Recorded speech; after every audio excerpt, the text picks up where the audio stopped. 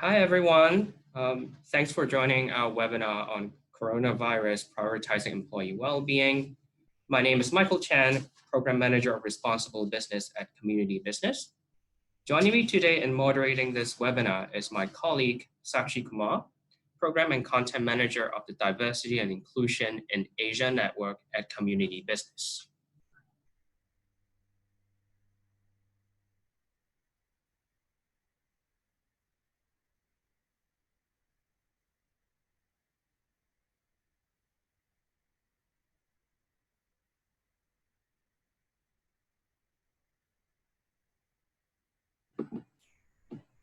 Thank you, Michael. And thank you everyone for joining us this morning. Many of you joining us today are already aware of Community Business, but for the benefit of those who don't know us, a very quick introduction about Community Business. We are a not-for-profit organization, and our mission is to lead, inspire, and support companies to have a positive impact on people and communities. Over the past 17 years, we have worked with all sizes of organizations across different industries, primarily in Hong Kong, mainland China, Singapore, India, Japan, and the Philippines. Our work focuses on supporting organizations to promote social inclusion, tackle workplace inclusion, workplace inequalities, as well as ensuring employee well-being, and really looking to create and develop a responsible organization and leadership within their companies. We do this through our corporate networks, our pioneering research, benchmarking tools, events, as well as our consulting and training services. As the title of this webinar suggests, today's discussion will be focusing on the impact of the coronavirus outbreak on employee well-being. And we're zeroing in on the emotional well-being of employees. Since earlier this year, countries and regions around the world have been overshadowed by the rapid spread of the coronavirus, now officially named as the COVID-19, which originated in the Chinese city of Wuhan, Hubei province. There are currently approximately 80,000 cases worldwide, and we are not sure when this epidemic will stop. As the epidemic unfolds, it is becoming psychologically overwhelming for both employers and employees in Hong Kong and in the APAC region to adapt and to maintain operations and to even keep businesses afloat. Not only is the outbreak triggering worries and fears, but we are also now in, some say, the largest work-at-home experiment in the entire world.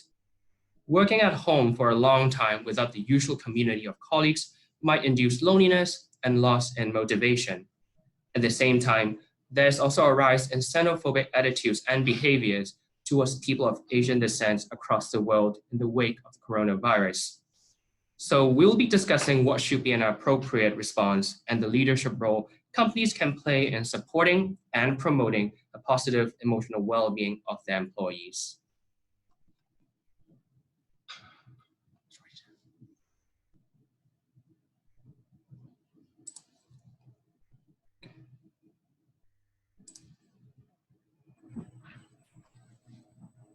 So it's really been a interesting time that we're all seeing and finding ourselves in. And to help us understand the implications of all of this to employee well-being and our workplaces, we have two experts joining us today. We have Fern Ngai, the CEO of Community Business. Fern has held several leadership roles across different functions at Standard Chartered Bank and was its first diversity and inclusion champion. And she's going to draw on over 40 years of experience in financial services, technology, change management, and in designing and implementing diversity and inclusion programs. And she will share her thoughts and advice on how companies can prioritize employee well-being in times like these. We are also delighted to be joined by Dr. Hannah Reedy, the CEO of Mind Hong Kong, a charity that is committed to improving the awareness and understanding of mental health in Hong Kong. Hannah is a trained clinical psychologist from the UK, getting her degrees from Oxford and University College London. She's also experienced as a practicing clinical psychologist herself, and her work has spanned across social inclusion programs in the UK. So she will be sharing her expertise and providing us with some recommendations on how we can better manage well-being. Welcome, Fern and Hannah. Thank you for joining us today. Thank you very much.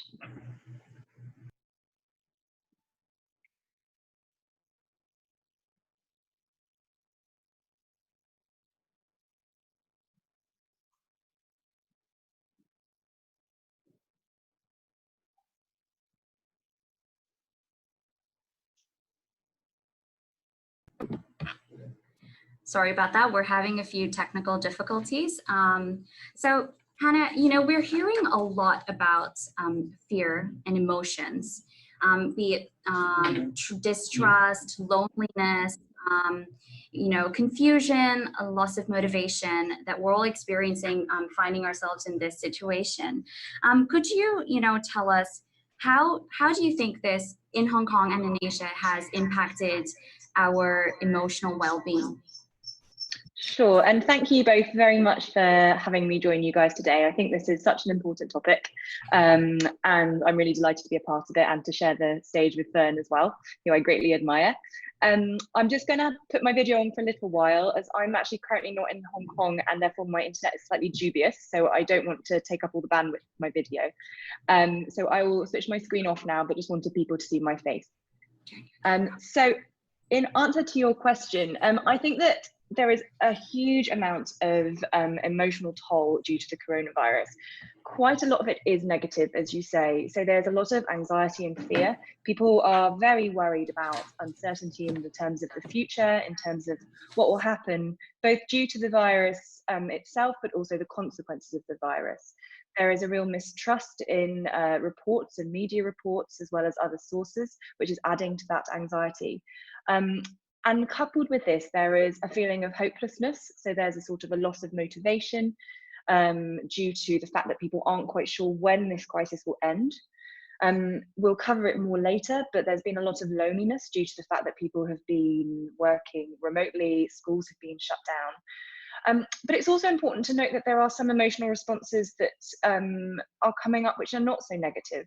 So due to the fact that coronavirus is such a shared experience, we are noticing that people are talking a lot more about mental health, which is not a bad thing. I think one thing that we should bear in mind is the fact that we did not start from a level playing field in terms of our mental health in Hong Kong. Firstly, the population had been really struggling with their mental health due to quite a few months of difficulty due to the social situation and the political situation in Hong Kong. And secondly, people are not fresh to a viral related crisis. A lot of people in Hong Kong still remember SARS, and that's causing memories and trauma from that to be dug up again from 15 years ago.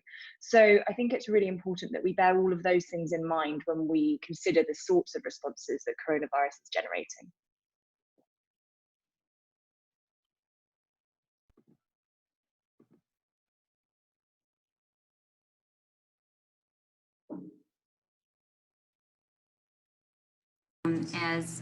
Start over. Hello. Okay, we are back now. So thank you for that, Hannah. Those are really interesting key statistics. And, with this information, and as we're finding with a lot of information that's out there readily available for all of us to consume and refer back to, there starts to be a little bit of confusion as to what can we do? What are some practical steps? So in terms of some signs to look out for or something to be aware of, what is it that HR leaders, business managers, people leaders within the organization should be aware of in terms of looking out for the well-being of their employees? Sure. So I think that one really easy cover rule to remember is just look for a change. So as employers, as HR leaders, you guys are very well equipped to know your staff. And if you don't know the staff personally, then you have line managers and people that you work with who do know their teams very well.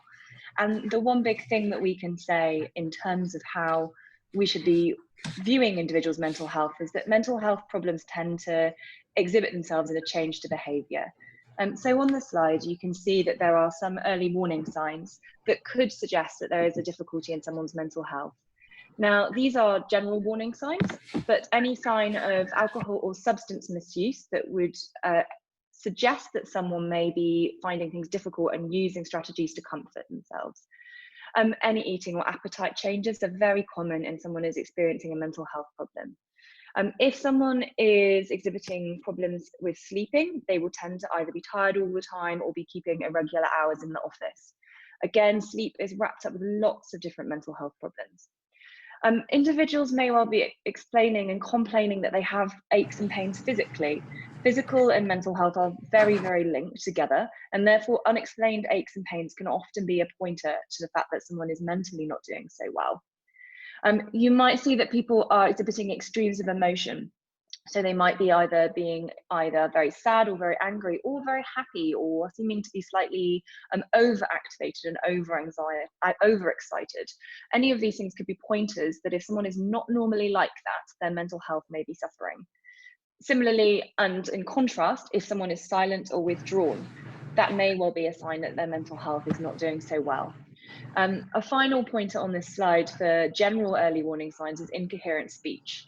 And we say that because when someone is experiencing more severe mental health problems, they can find it very difficult to concentrate on what they're saying, and their cognitive function can be impeded in some way. So you might notice that their way that they're speaking doesn't seem normal.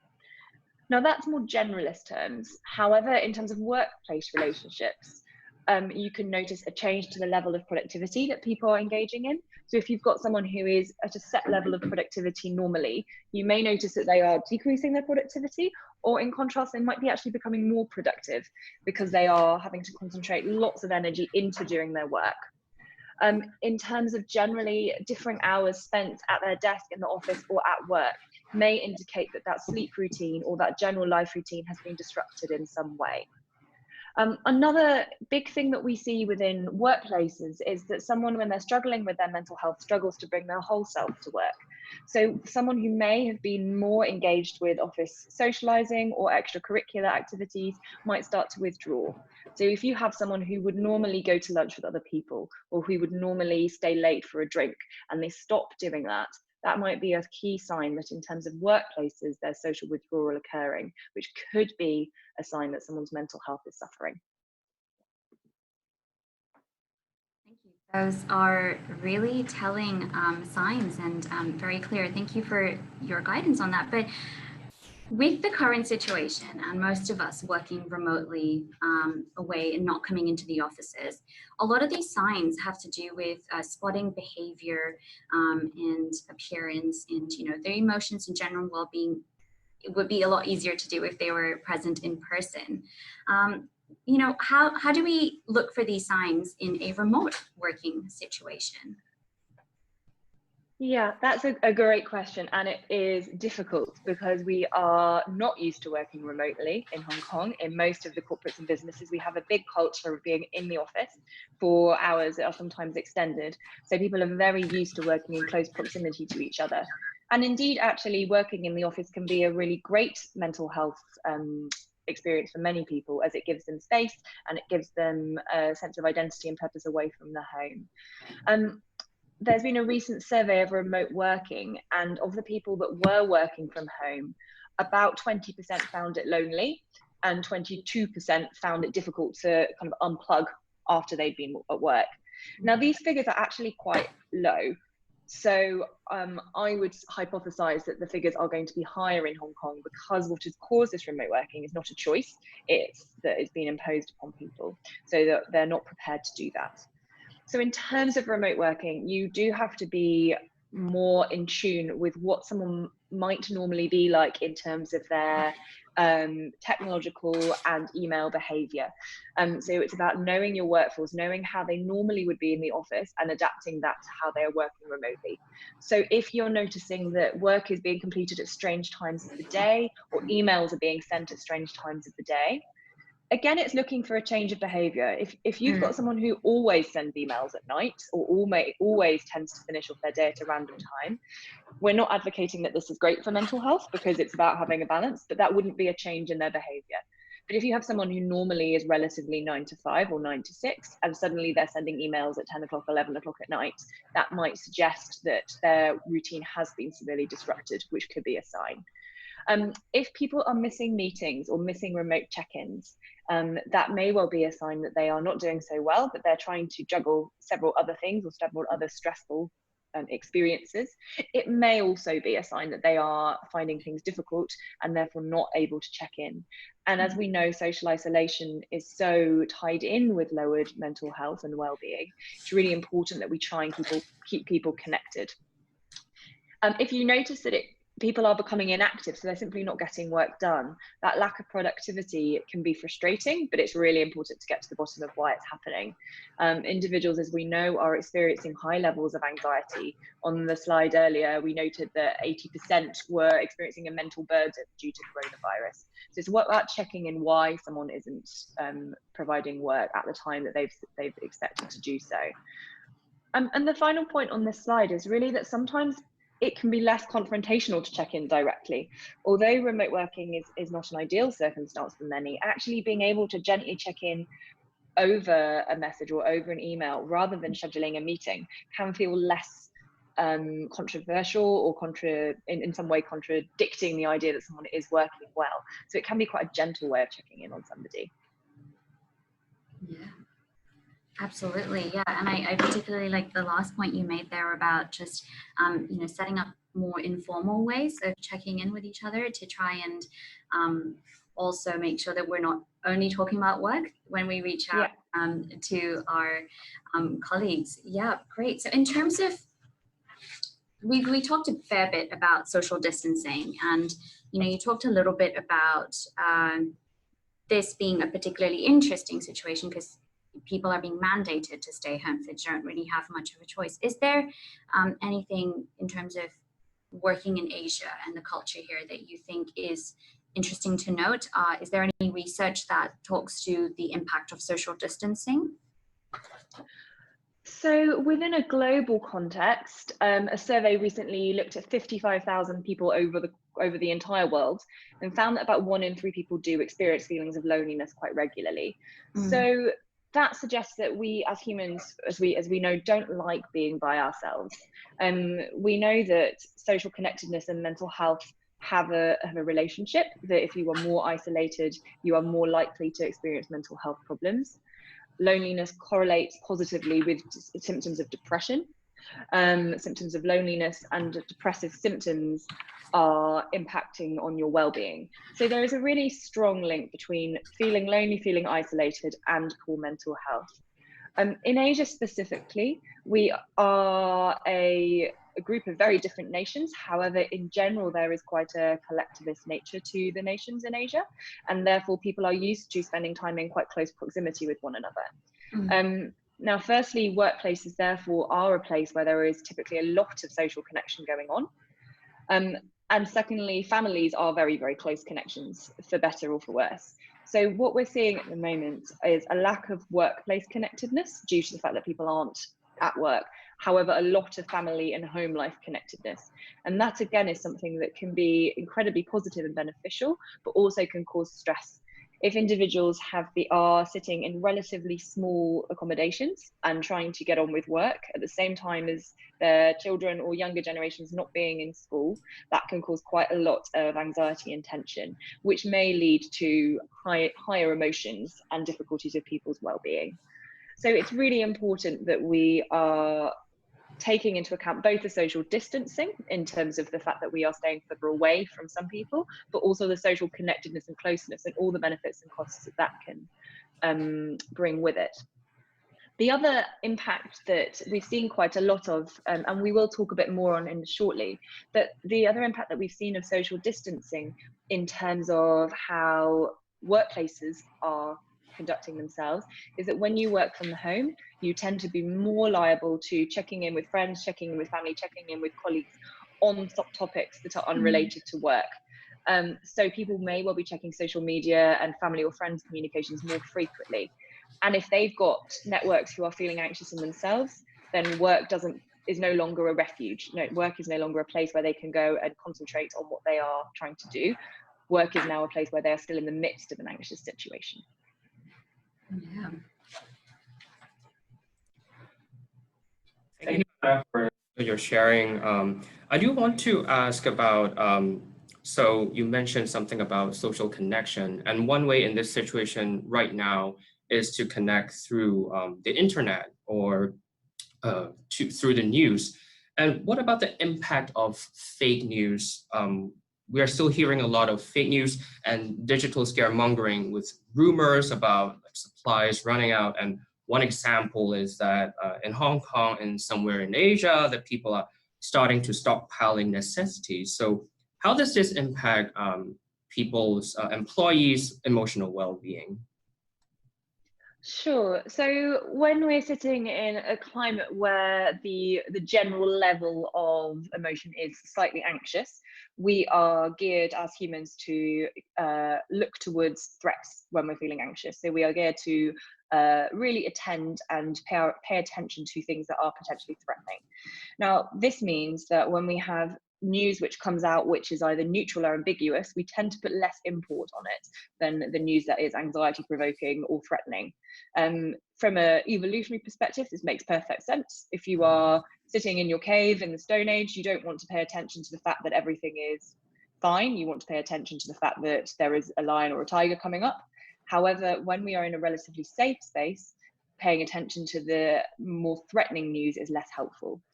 So it's really important that we notice that, and that employers are able to provide neutral and rounded, correct information to their employees about the coronavirus, the situations in Hong Kong and globally, and the measures that they need to put in place. It's also really important that we can help people to switch off from this fake news, because the news websites and social media are designed to be quite addictive. They're designed to encourage us to click through, to share, and to understand more about what's going on. This is happening in Hong Kong. It's happening very clearly in China. So in China, there was a hashtag "how to deal with feeling anxious at home" was trending on Weibo. It had about 170 million views just earlier this month. So it's happening globally. There's also a big fear that there's misinformation is underreporting the level of impact of the virus, which is causing people to feel further anxious. So in order to try and switch off from this fake news, it's about limiting yourself and trying to not check social media and the news too regularly. So perhaps looking at something once a day to stay up to date.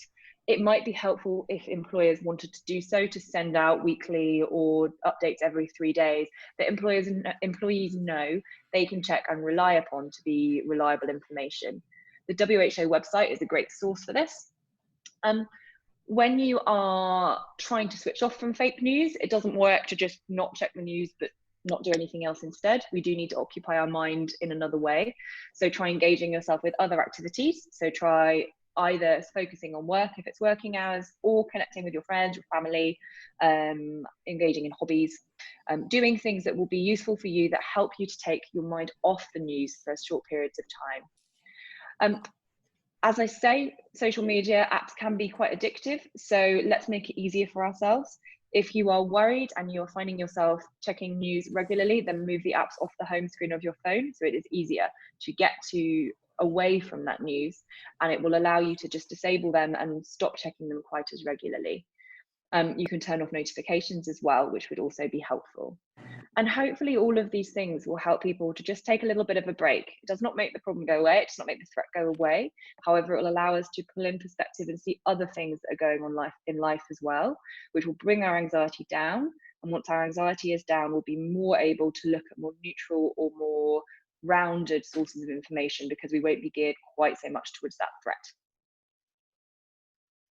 Thank you, Hannah. And I think it's actually, a great segue into my next question. And you spoke about like managing anxiety and all of that, and just quickly, because we have a lot more questions and we do want to have some time at the end for Q&A. If I could ask, in terms of specifically for individuals, what recommendations do you have when it comes to personal regulation and trying to cope with some of the difficult emotions we're dealing with at this time? Sure. So we at Mind, we've split the sort of emotions that people are experiencing into worry and uncertainty, but also loneliness, low mood, isolation. So managing that anxiety, that worry, that stress. First of all, notice them early. Don't wait until they're overwhelming. Notice them early. Check in with yourself each day to make sure that you are feeling okay. And if you're not, that's all right. It's natural to feel worried. Separate out what's in your control and what's external to your control, because we can't control everything. We can't control a lot of what's going on at the moment. So it's therefore important to notice what you can do to help yourself or to help other people. Once you've got there, then there are lots of things you can do. You can engage in breathing and mindfulness exercises. This, again, is not saying that breathing and mindfulness will make the problem go away, but it can help you to relax and therefore manage it more effectively. Connect with other people rather than isolate. Get outside where it's safe to, go for a walk, and really look after your physical self. If you're able to connect with other people, try to do so, but try and avoid talking about the current situation. In terms of loneliness and sadness, again, it's about recognizing that they're going to be there and acknowledging the fact that they are there. Make contact with people in creative ways. You can phone, you can text, you can email, meet people online. Remember that if you're feeling lonely, very small social contacts do count. It doesn't need to be really meaningful. Actually, just saying hi to someone can really lift your mood. The biology that occurs when we interact with another person does give us a little boost. If you have an animal or a pet, spend time with them. But actually, it's really important to spend time on our own. We're not very good at doing this. So try, if you are alone or you are in an unusual circumstance, to pull back a little bit and realize that sometimes this can help us have time to do something we enjoy. Spending time by ourselves could be an opportunity to try something new. And finally, if you're feeling lonely or you're feeling low, then techniques such as mindfulness, meditation, journal writing can help us to relax. Again, it doesn't solve the problem, but it does help us to feel calmer, which allows us to take that perspective and work out what we need to do. The final thing I would add to all of this is that although we are uncertain about what's going on in terms of the virus, in terms of the implications it will have, we know it won't last forever. So pulling back and realizing that this is a temporary state of affairs is going to be really helpful for people to allow them to manage more effectively. So it's really us also trying to strike balance. I think, Michael had a question about this. And I think before we transition into asking Fern to come on and talk through some of the topics, one final question from me would be, what can companies do to really prioritize the well-being of their employees at this time, specifically with regards to how can they minimize the negative impact and really focus on showing proactive support? Sure. So I think that we are in a position at the moment where companies are having to adapt quite quickly to a different situation, and therefore it's going to be a little bit creative in how you do this. And the fact is that most workforces will be quite sympathetic to the fact this is an unusual situation. So trialing new things within your companies could be a really useful thing to do at this time. In terms of supporting the workforce, I've got a few tips for you. There's, I think, one more slide with tips on it. This is in conjunction with City Mental Health Alliance Hong Kong, who have released some tips. They and we suggest making sure you're providing regular communications. Encourage face-to-face check-ins. So either over Skype or Zoom, encourage face-to-face check-in sessions with your colleagues. We at Mind have our regular meetings, but also have a half-hour slot on a Wednesday and on a Friday where people can just log in and have a quick chat over online. Remember that you need to be really flexible. So make sure that people are aware that they can be flexible with remote working, as it might not be feasible for all staff. Make sure that you've got the support in place to provide IT guidelines, workplace guidelines, in order to make sure that people are understanding and have the facilities to do the work that they need. It's really important to set clear expectations to your staff in a time like this, and really highlight the fact that staff aren't expected to be staying logged in or checking their emails after their shift is finished. In an individual basis, encouraging a workplace routine can be really helpful. So suggesting to people that they keep a set work pattern, that they stop for lunch and they leave the room that they're working in can be really helpful. And remember that people are currently looking after children who are not in education, so you need to be flexible around this. If you can make sure that your employees are looking after their physical selves as well, that can be very helpful, encouraging them to stay active, to take care of themselves, providing resources for exercise routines they can do at home, providing the sessions and ways that they can connect together. Finally, you can provide training to workforces to allow them better understanding of mental health implications. And I know that this stuff is on a slide, which is just towards the end of the presentation, which Michael can show you a bit later on.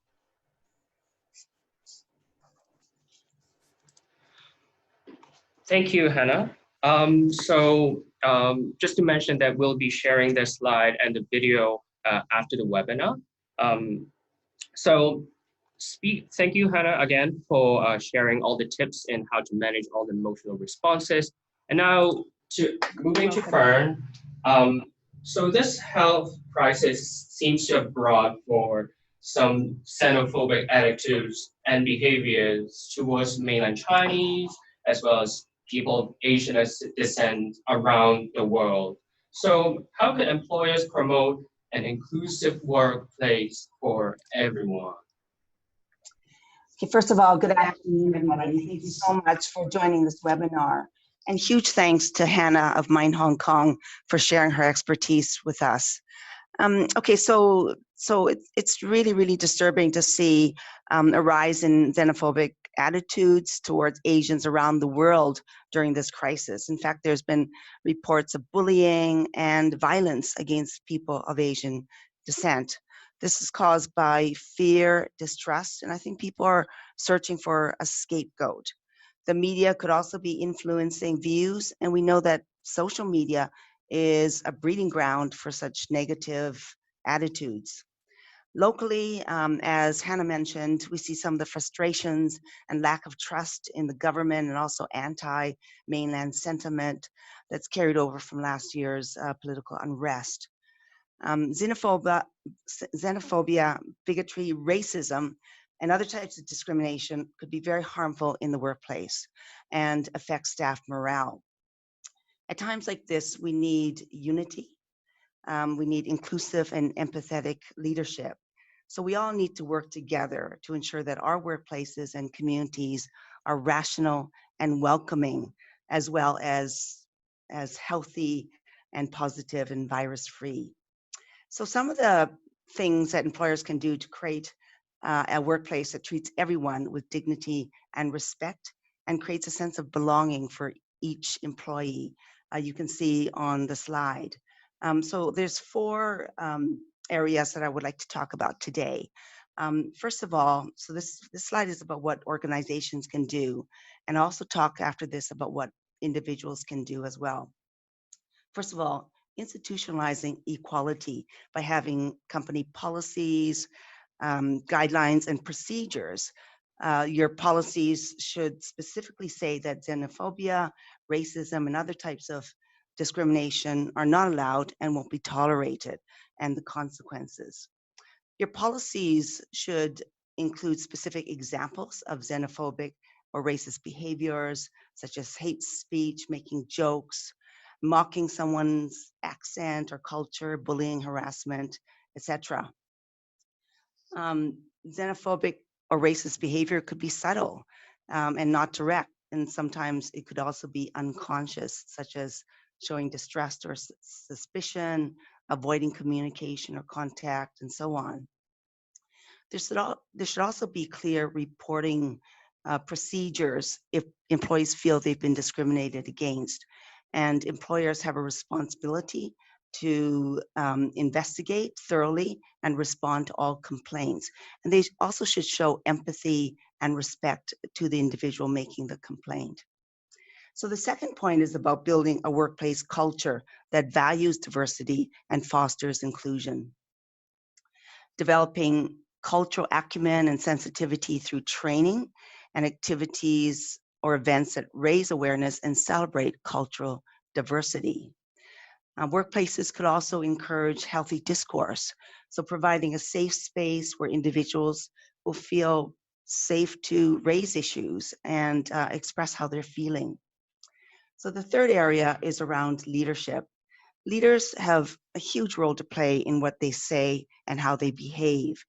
They should communicate in a way that brings people together rather than divides people, and talk about the importance of diversity and inclusion to business and to themselves personally, and really be a role model for inclusive leadership.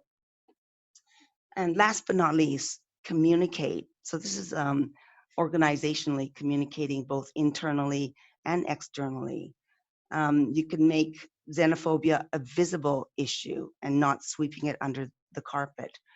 And I'm talking not just about company policies, but also communicating in ways that show the harmful impacts of xenophobia through storytelling. Also finding ways to celebrate diverse role models, employees within your company. So those are the things that organizations can do. So the next slide is around measures that individuals, each one of us, can take to defeat xenophobia. So the first measure is calling out xenophobic behavior if it's safe to do so. And I know sometimes this is not something that's easy to do, but using calm, reasoned arguments to illustrate that you don't need to fear a group just because they're different or from somewhere else, and providing information or facts to dispel misconceptions and to change people's perspectives. I think it's really important to stand in visible solidarity with the other groups that are being discriminated against in your daily lives. So be an active ally, stand up for other people. So those are some of the things that both employers and individuals can do to create an inclusive workplace environment for all. Thank you, Fern. Those are some really practical steps that as both organizations, leaders and organizations and individuals we can take. Similar to the question I asked Hannah about what can companies do to prioritize, and I kind of emphasize on the word prioritize employee well-being, due to the fact that there is also a lot of other things that companies, organizations have to juggle at the same time. So what do you think companies can do specifically to prioritize this issue? So we wrote a blog, I think we published it a couple weeks ago, with an infographic. So I do encourage people to access that on our website. We'll also be showing a link to that at the end of the session.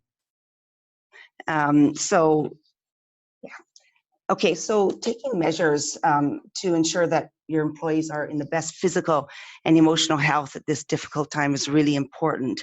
We all know that healthy and happy employees are productive employees, and organizations need to consider the long-term safety and health of their employees. We've already seen the negative impact of the coronavirus on many businesses and the wider economy. And Hannah also mentioned about negative feelings that people might have, especially if they've experienced SARS a number of years ago. So it's not surprising that people are feeling afraid, helpless, stressed, and so on. And this could have a very negative impact on their work and mental well-being, and not to mention their physical well-being if they fall sick. So at Community Business, we've compiled a list of measures, and I'm just going to, just in the interest of time, just focus on a few of them, because we've already focused on some of them, especially related to emotional and mental well-being that Hannah covered. First and foremost, I think that companies should show care, kindness, and understanding to all their employees and take their health concerns seriously, especially if they decide that they want to self-quarantine or they want to keep working from home. I think companies should try to respect it. Companies as we know, everybody in Hong Kong, we're going through this working from home working experiment. And many companies are also, especially maybe the next few weeks, as government offices and other organizations are coming back into the office. I mean, you're going to have to make decisions around your flexible working policies. Just a few extra points here on working from home. Companies should make allowances for loss of motivation when teams are siloed for an extended period of time. We talked about having short, regular catch-up meetings to keep people engaged. And some of our employees are also dealing with their kids, school-age kids, or even kids that are kindergarten or nursery age, being at home all the time. So they're having to deal with maybe disruptions that maybe they normally wouldn't have if they were working from home in in healthier times. Employees should, everybody, one of us, I've had issues working from home. I just haven't been active and going out and just getting enough exercise. So we all need to take regular breaks and build in some exercise routine or keep active within the confines of what's safe and appropriate. And we should also be mindful that some employees actually prefer to work in the office, especially if they don't have an appropriate home environment to facilitate working from home. So companies should allow for this if it's practical. We talked about emotional as well as physical well-being should be taken into consideration. Many companies have EAP, Employee Assistance Program providers that have a hotline, 24/7 hotline for employees. So it'd be good to remind your employees of these services and what the hotline numbers are and what are the services that are provided. I think the other thing too is really considering the impact on your clients, your vendors, suppliers, and other stakeholders during this crisis. For example, your clients might be cutting budgets, or they might be deferring their business decisions. And that would have a knock-on effect on your own activities and also employee morale. So companies are now having to sometimes, reschedule, reprioritize, or restructuring their work in order to, adjust to their clients and customers. So companies have a responsibility to provide a safe and healthy work environment for employees. So, just some of the basic things about, more frequent office cleaning, disinfecting high traffic areas, making sure, if possible, that you provide protective equipment to your employees to maintain workplace hygiene, especially as employees might be going back to the offices in the next several weeks. So in summary, we encourage employers to practice transparency, kindness, empathy, and patience with their employees at this difficult time. Thank you. And I think much of what both you and Hannah shared with us today really highlights that key takeaway that you really summarized in one sentence. My final question, can you give any examples of companies that are doing this well? I think the companies that are doing this well are the ones that have embraced working from home and flexible working already, and they already have policies and practices around this way of working, and also the technology infrastructure to support it. And the companies also that are doing well would be the ones that have already thought holistically about employee well-being, not just their physical health, but their emotional health and work-life harmony. Fantastic. Thank you so much.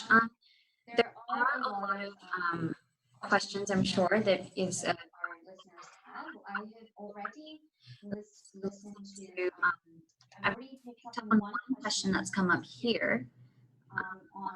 And you did talk about about the issue of the students and parents being home and their kids being home at the same time. So we have a question on, are there some tips, and either you or both of you could answer this question, are there some tips on dealing with the additional stress that staff might be feeling with this added caregiving role?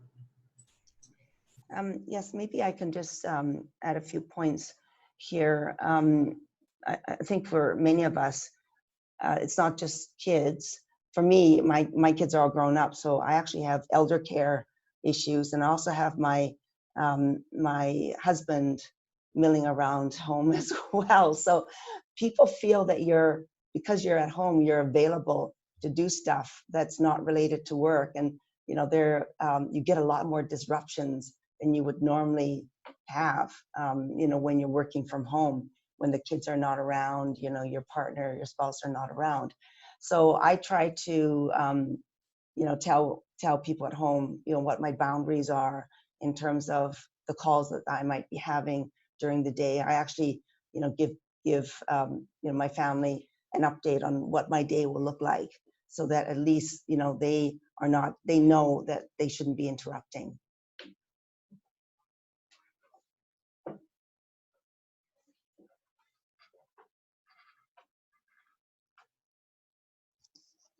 Hannah, just to, the last question, just to repeat that, what, do you have any tips in terms of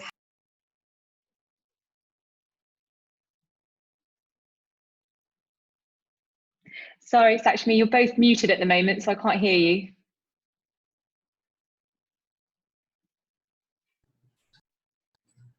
All right, am I back on now? Okay. I can hear you, perfect. Yeah. Thanks, Holly, by the way, for pointing out about the feedback issue with the mics. I hope you can hear it much clearer now. Hannah, just to pose that question to you, the question was around with these added caregiving duties of children being home, but also, as Fern pointed out, it's not just limited to that. It could be elderly caregiving duties as well. How, and given the environment we're all in, how can we manage that added stress? It's really difficult to manage that added stress. We all have a nice routine that works well for us and our families, and suddenly there's been a big change has been placed into it. I see quite a lot of teenage patients actually in my clinical practice, and parents and teenagers are really struggling because teenagers will naturally push boundaries anyway, as is part of their development. However, parents are not only pushing back because they are needing to parent, but also because they are very worried about their child's safety at the moment. So it's big tension.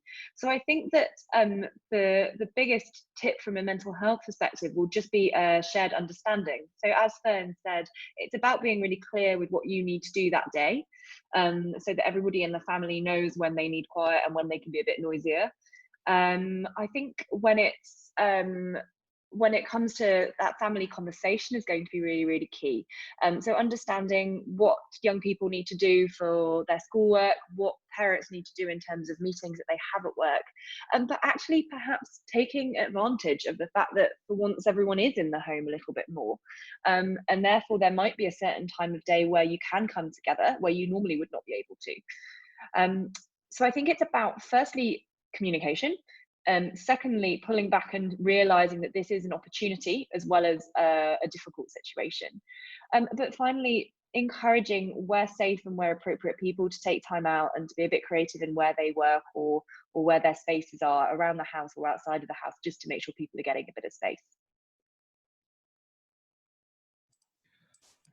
Thank you, Hannah, for all the sharing, and also thank you, Fern, for all the sharing as well. So in mind of time, so we're gonna wrap up the webinar just to share some resources from both Community Business and Mind Hong Kong. So this is the infographic that Fern mentioned about what companies could do during the outbreak, how to prioritize employee well-being. So it's available for free on our website. And also, this is the resources that Hannah mentioned about from Mind Hong Kong trainings, mental health trainings offered by Mind Hong Kong. And finally, These are 7 key initiatives from community business that we're doing in terms of employee well-being in Asia. So including employee well-being link, virtual platforms, and also training and consulting. And finally, a new offerings from CB in terms of Asia employee well-being link. So that's the end of our webinar. I'll be sending out the slides to everyone, and also the video after editing. So thank you very much for joining us today. My name is Michael Chan, and also Sakshi, Fern, and Hannah. Thank you, everyone, and have a great day. Bye-bye.